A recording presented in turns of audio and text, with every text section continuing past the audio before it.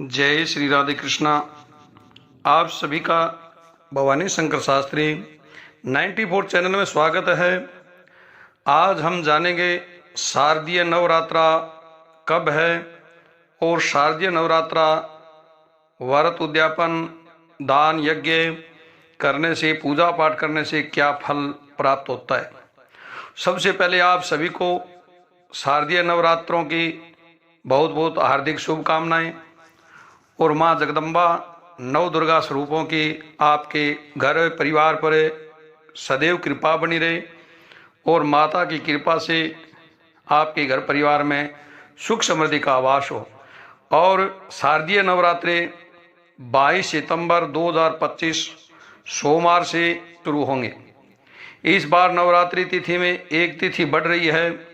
इस साल 7 पक्ष में एक तिथि का क्षय हुआ है और नवरात्रा में एक तिथि में वृद्धि हो रही है। इसलिए इस साल 9 दिन के नहीं 10 दिन के नवरात्रे होंगे। इस बार शारदीय नवरात्रों में चतुर्थी तिथि की वृद्धि हो रही है। नवरात्रा में तिथि की वृद्धि शुभ फलदायक मानी जाती है। साथ ही माता का आगमन भी बहुत शुभ कारक हो रहा है। इस कारण से नवरात्रे का प्रभाव भी शुभ ही प्राप्त होगा। और कलश स्थापना का समय 22 सितंबर 2025 सोमवार को किया जाएगा, जिसका प्रातःकाल का शुभ मुहूर्त है प्रातः 6:15 से लेकर के सुबह 7:41 तक रहेगा।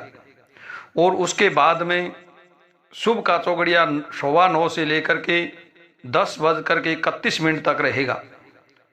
और उसके बाद में अभिजीत मुहूर्त रहेगा 11:56 से लेकर के 12:41 तक रहेगा। और माता की 9 रूपों की पूजा की जाती है।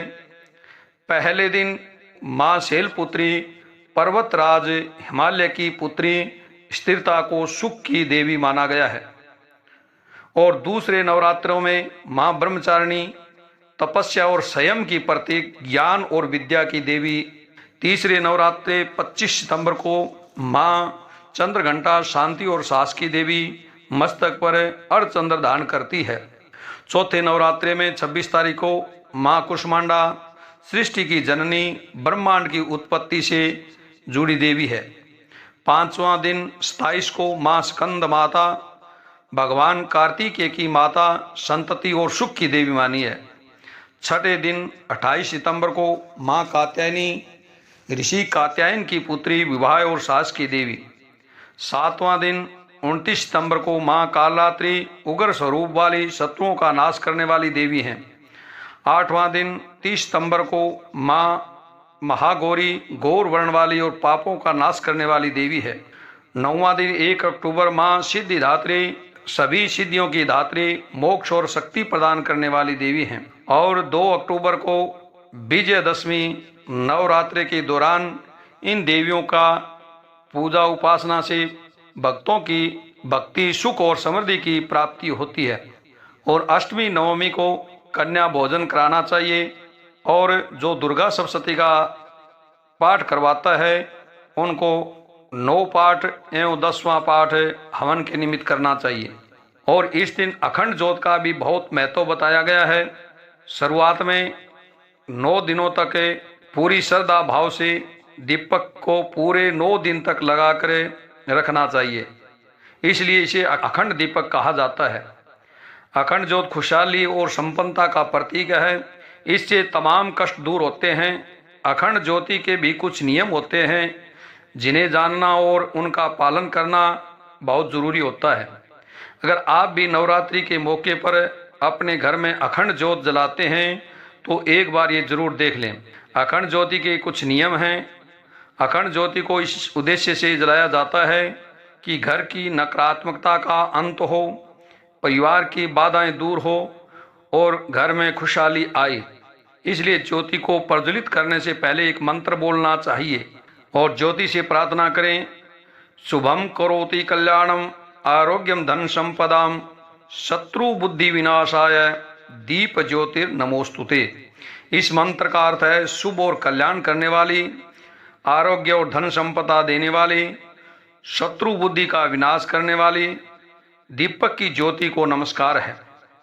अखंड ज्योत जलाते समय उसे भी कभी सीधे जमीन पर नहीं रखना चाहिए। दीपक रखने के लिए पहले किसी अन्न जैसे चावल, गेहूं इत्यादि नीचे ढेरी रख करके दीपक को रखना चाहिए।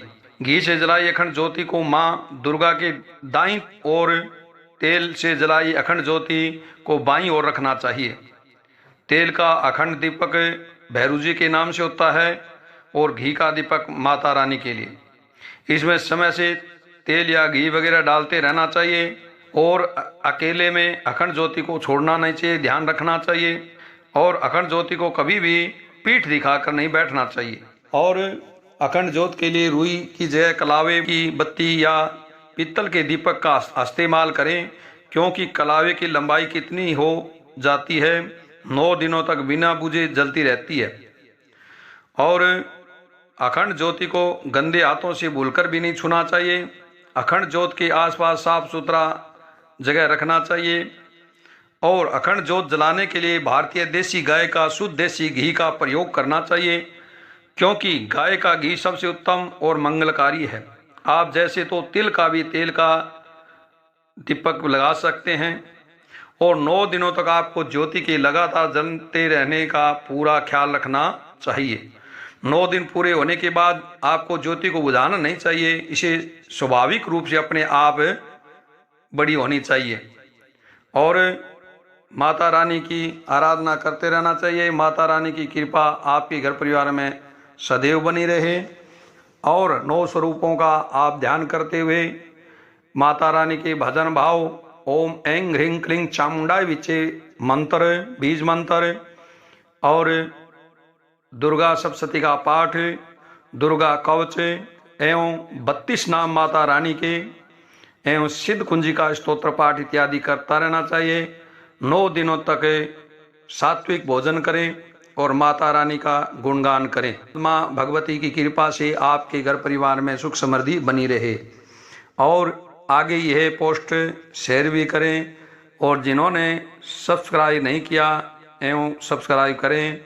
बोलिए जगदम्बे मैया की जय, दुर्गा रानी माता की जय, ब्रह्माणी माता की जय, सभी देवी देवताओं की जय।